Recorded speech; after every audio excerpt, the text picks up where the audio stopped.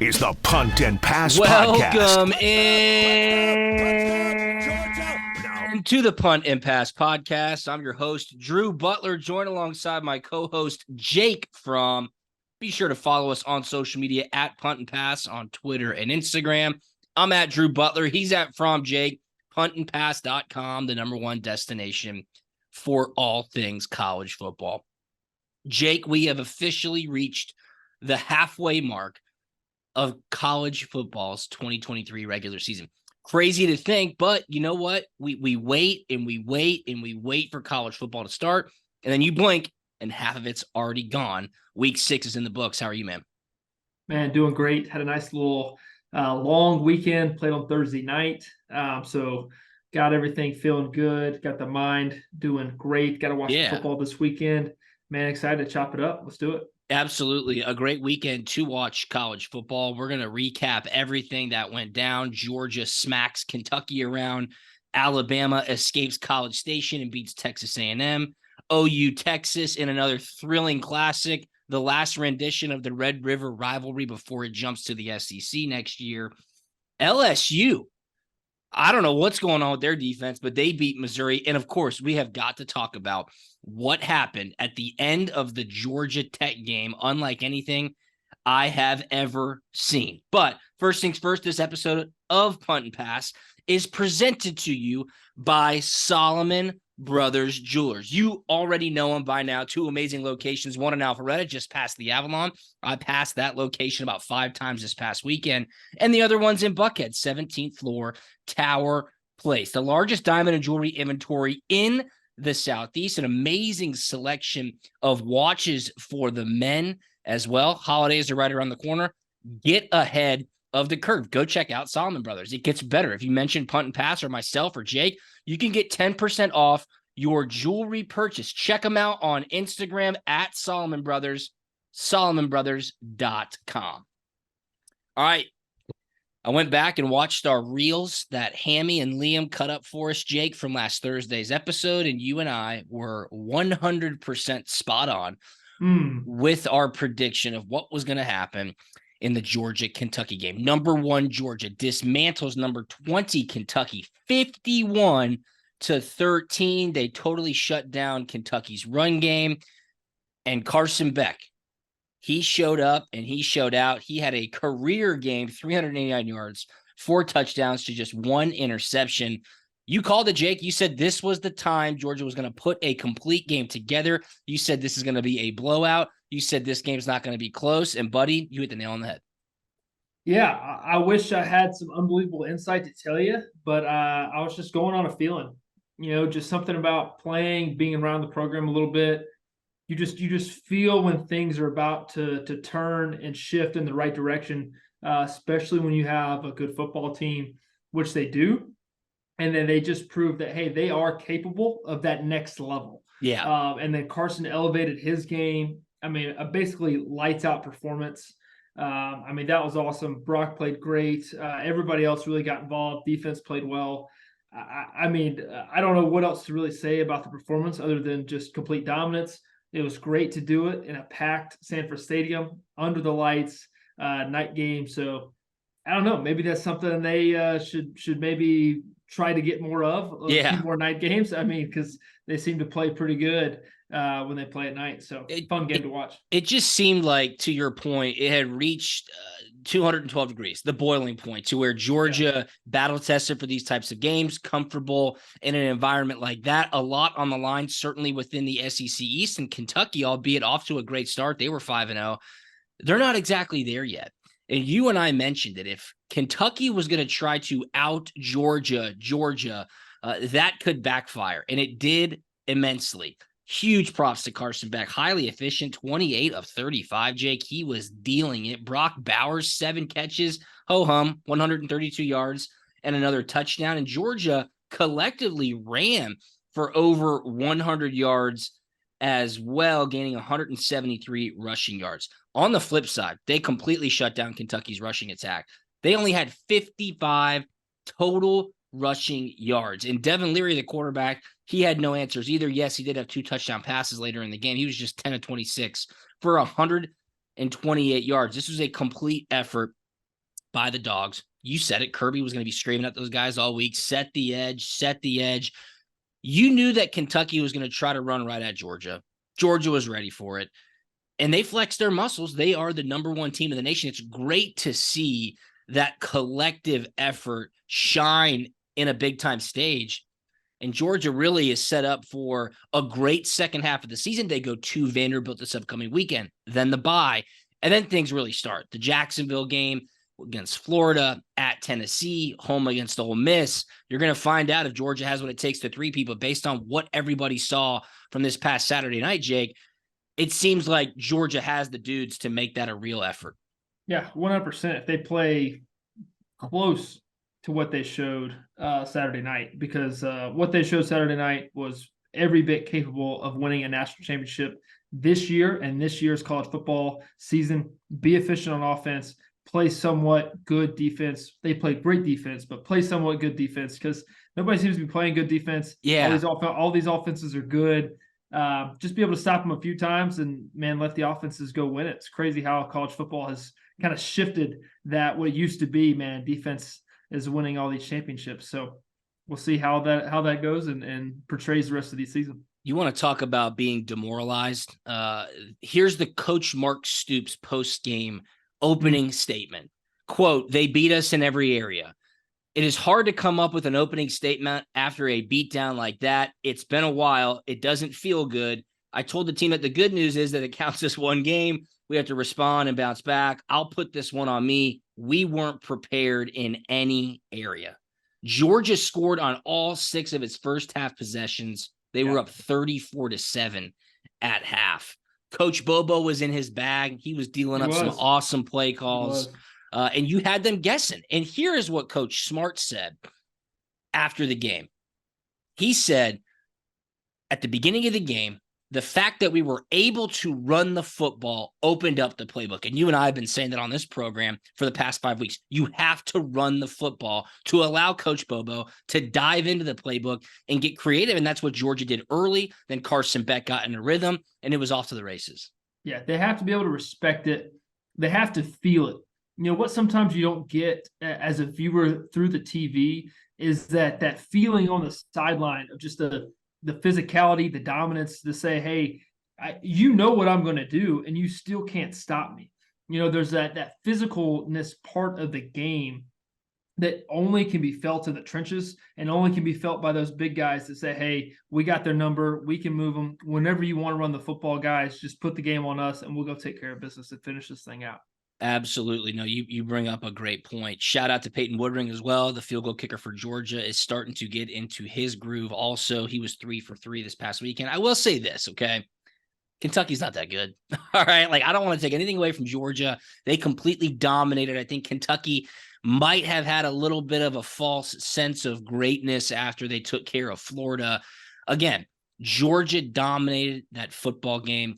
It was great to see. Of course, they'll go get a victory in Nashville and then regroup on the bye week. So big time win for Georgia. They beat Kentucky 51-13.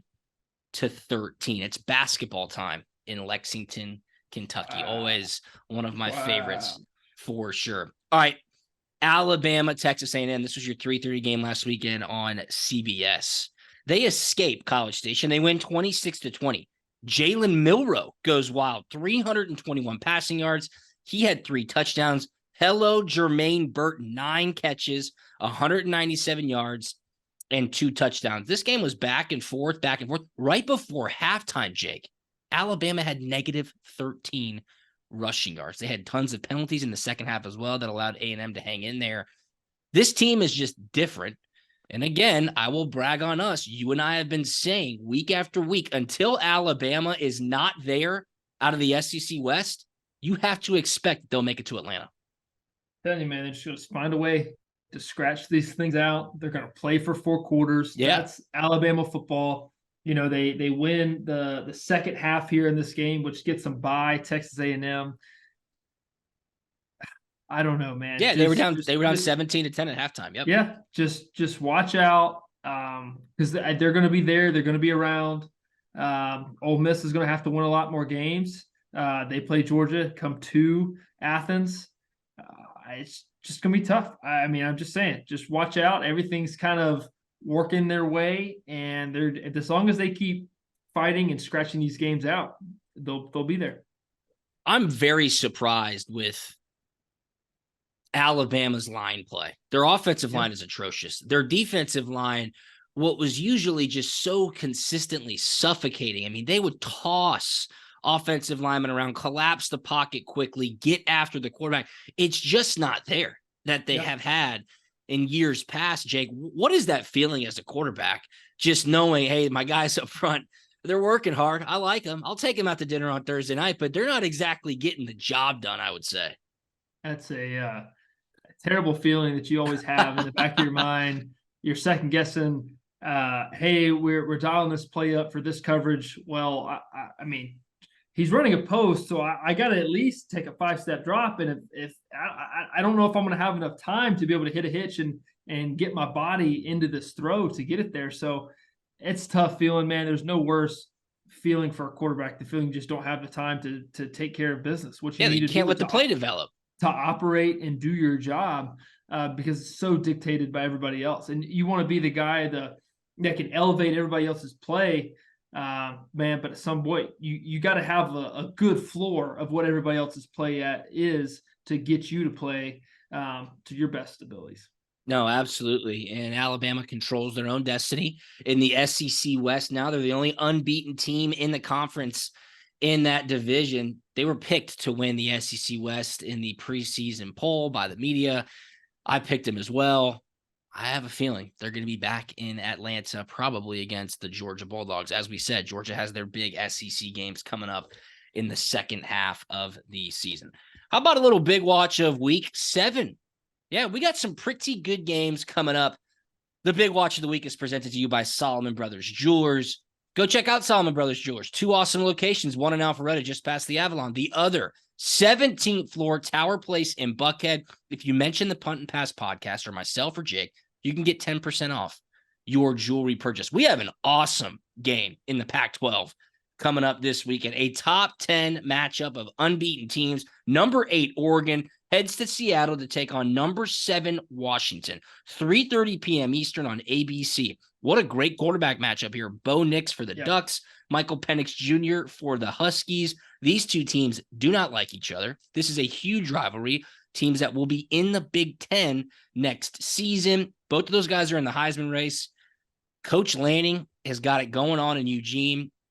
Kalen DeBoer, the Huskies head coach, he's a good one as well. Fantastic game to kick off your big watch of the week. Number 8, Oregon at number 7, Washington. And it leads you right into an all-time classic rivalry in college football. Number 10, USC, heading to South Bend to take on 21st ranked Notre Dame, 7:30 p.m. on NBC. USC, dude, their defense is so bad that they needed 3 overtimes to knock off unranked Arizona 43-40 on Saturday night. It's Caleb Williams versus the world. He has to outscore the opponent. That is their recipe for winning. You would think Lincoln Riley, of all people, would say, hey, you know what? Maybe I should just focus, put some time and effort on the defensive side of the ball so that we don't have this predicament year after year. I'm with you. Honestly, it's almost kind of high school football-ish. You know, when an offensive coach comes to a high school and he just wants to put all the dudes, you know, in quotes, on offense. They want to score points, and hey, DC defensive coordinator, you can just have all the leftovers and just go try to stop somebody, because that's what it feels like. Just all the eggs are in that basket, and if they don't score points, then that's it. It's almost like I don't care about winning the important games there at the end of the season. I just want to put up big points and have my guy win the Heisman, which he's done. Yeah, can Caleb Williams play safety? Like, get him back there. I bet you he's a good enough athlete to maybe go bat some balls down. So that's your big watch of the week, presented by Solomon Brothers Jewelers at Solomon Brothers on Instagram. OU Texas. It was a classic. Yeah, I'm going to brag on myself once again. That's like the 5th time in this podcast. But last Thursday, I told you this one's going to be tight. I like Oklahoma. Whoever has the ball last will win. And that is exactly what happened. 34-30, an absolutely wild ending. Crazy start to the game, too. Block punt for a touchdown, interception on the second play of the game for Quinn Ewers. OU wins 34-30 after losing 49-0 a season ago. Jake, Bert Auburn, Texas's kicker, he hit like a 47-yarder to put Texas up 30-27 with a minute 15 left. Wow. Texas then kicks the ball to Oklahoma. Oklahoma has no timeouts, a minute 15 left, and Dylan Gabriel gets the offense charging downfield. They score with like 2 seconds left. It was unbelievable. That game is always a classic. Yeah, you can't write it up any better than that. 2-minute drill to go down and win, knowing you need a touchdown. No timeouts. I mean, that's just awesome. That's sick. Man, huge props to Dylan Gabriel and the Sooners for pulling it out. Honestly, I thought Texas, I just thought they played a little bit more physicality, but man, that was a dogfight to the very end. It really was. You know, Texas was taking the punches and just rolling with it. They were down a lot during that game. They came back in the fourth quarter. I thought, hey, maybe this is Texas' year. But rest assured, these two teams will probably rematch in the Big 12 championship game. Remember, there's no divisions in the Big 12, so it's just the top two teams at the end of the season who play in Jerry World in Dallas. I would love to see a rematch of that game before the SEC championship. Dylan Gabriel, 23-38, 285 yards and a touchdown, 113 yards on the ground and another touchdown. He was toting that thing.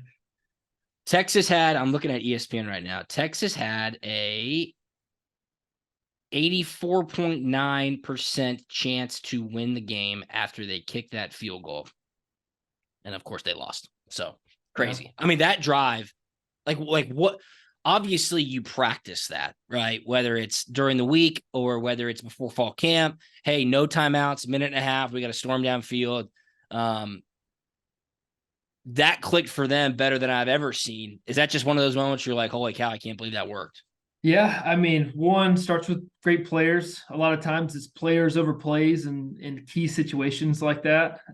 It is something you practice. I saw Coach Venables had a great presser, I think, after the game, talking about those moments and being able to simulate those kind of pressure situations at practice. Yeah. Be able to have your intensity always high. Every third down is the most important third down you're doing. Every period is the most important thing happening in the world at that time. So being able to simulate those kind of high pressure situations really helps a quarterback and the guys around them as well. But man, you can just tell they practiced it and they went down and executed to nearly perfection. No question about it. I mean, Texas, 527 total yards, 25 first downs. They won time of possession as well, 32 minutes to 27, but they had 3 turnovers. That's how you lose football games. That is how you lose football games. Texas no longer undefeated, but like I said, I think these two teams will probably rematch in Dallas for the Big 12 championship game. All right, before we leave, we have got to address the ending of the Georgia Tech Miami game. It's been well documented over the last 7 years. If you've been a Punt and Pass listener, I do not like Georgia Tech. Okay. All 3 of my brothers-in-law went to Georgia Tech. I like to make fun of Georgia Tech. I love when Georgia stomps on Georgia Tech at the end of the season. That being said, Coach Brent Key, I'm a fan of him. He seems like a great guy. I've talked to him on the radio a couple of times. He played at Tech. He loves Tech. He got that job after Jeff Collins was fired and he was the interim head coach. They go down to Miami to take on undefeated, I believe, 14th ranked Miami. Miami's going to win the game. They're up big. Tech comes storming back. Miami scores late. They're running out the clock. Or so you think, okay? There is a third down. And instead of taking a knee to end the football game, they run a play. Georgia Tech, to their credit, great effort on defense. They stripped the ball out. I think there was, 15 seconds left. Yeah. Tech didn't have any timeouts. 2 plays, Haynes King finds his receiver in the end zone. They win the football game. Jake, I watched it live on ACC Network. My jaw was on the floor. I could not believe what I witnessed. Tim Hasselbeck, who's the color analyst with West Durham on ACC Network, he said, and I quote loosely, "It cannot be overstated how poorly managed Mario Cristobal just was in this football game. It was horrible. I don't even know what to say, Jake. They had the game won. All you had to do is take a knee. They run a play, fumble, 2 plays later, Tech wins. Crazy. What I don't understand is every head coach I've always been around always had a in-game situation management guy, and then they always have a sheet printed inside their folder, pamphlet, whatever you want to call it. They have it that says if you have the ball with one timeout at this certain situation, this is when you start kneeling. This is when you start taking a knee. Yeah. Hey, all it is just a math equation, and they just have all these numbers printed out, so you know exactly where you are at all times in any given situation. So I don't have any sympathy for them for not being, one, prepared, or two, just not listening to the rules and wanting to scratch out a few more rushing yards to finish this game. I don't get it. Big prop, like you said, big props to the Georgia Tech defense. Yeah. For fighting to the very end to get that ball out. And then the offense too of staying ready. They get the ball back with 26 seconds, and it wasn't like they were in great field position. 74 yards in 25 seconds. Yeah, like it wasn't 2 plays. Two plays. It wasn't like it was a give me on the +5 and they had 2 plays to win it. I mean, like, they made stuff happen. Hell of a play by Haynes King, too, on the touchdown pass, 44-yard strike to Christian Leary. He scrambles out. He notices the clock as well because the clock is running out, okay? Oh, yeah. Tech doesn't have timeouts. You almost see him, like, look up and realize that there's 6 seconds left, but then you see him look to the side, and he kind of moved laterally to make sure that he was not across the line of scrimmage, throws a dime on the move. They score, they win. It was truly unbelievable. And again, like, I cannot, if you're listening and for some reason you didn't see this, all Miami had to do was take a knee, the game is over. One knee, the game is over. Mario Cristobal, quote, I made the wrong call, unquote. No shit. Thanks, coach. Quote, I take full ownership in not taking a knee and giving them the opportunity to have a couple extra plays and preventing us from sealing the win. End quote. Asked why Miami has not lined up in victory formation at all this season, Cristobal said it's something the team does, in fact, practice. Quote, we didn't do it Saturday and we should have. Thanks, genius. Jeez, I can't believe it. Poor Miami. They're playing North Carolina this weekend. That was supposed to be 2 undefeated top 15 ACC teams. Now Miami has a blemish on their record, and it's uphill climbing if you have a loss in the ACC to make it to the college football playoff, Jake. I'm dumbfounded. Yeah. I mean, it's a great opportunity ruined. That's all I can say. I mean, it's crazy, dude. Hey, just the numbers don't lie. Just follow the template and you'll be good to go. That's correct. Last things last. LSU 49, Mizzou 39. LSU's defense, like, non-existent. I can't believe what I'm watching when you see these games. Yeah, Jaden Daniels, Malik Neighbors, that offense, they've got a lot of firepower. But the defense, like what's going on there? It's a bummer because there was so much expectation for LSU and Brian Kelly and that team heading into the season, but you're not going to get anywhere, Jake, with a defense like that. No, that's an uphill battle, and that's tough. It's a lot like USC. You know, it looks great on paper. It's fun to watch on Saturday, but I think in order to win those big football games late in the year, man, defense has to step up. Defense has to be able to figure it out and just stuff some people, man, because it's going to be tough. It's going to be physical, and sometimes flashy. Just don't win those big games. Absolutely. Pretty good weekend coming up in the SEC. Alabama hosts Arkansas. That's at noon. Again, Georgia taking on Vanderbilt. A&M at Tennessee. That's your 3:30 game on the SEC on CBS. It's kind of getting into the time of year where teams get their off week, and then it really sets up their second half of the season. So good stuff there. Before I let you go, we're taping this Monday afternoon. Braves are down 1-0 in the NLDS to the Phillies. Max Fried's pitching tonight. Jake, who wins game 2 of the NLDS? Dude, the Braves, man. They just lineup's back to normal. The lineup's back to normal. I don't know if you saw that. You're a baseball guy. What are your thoughts on that?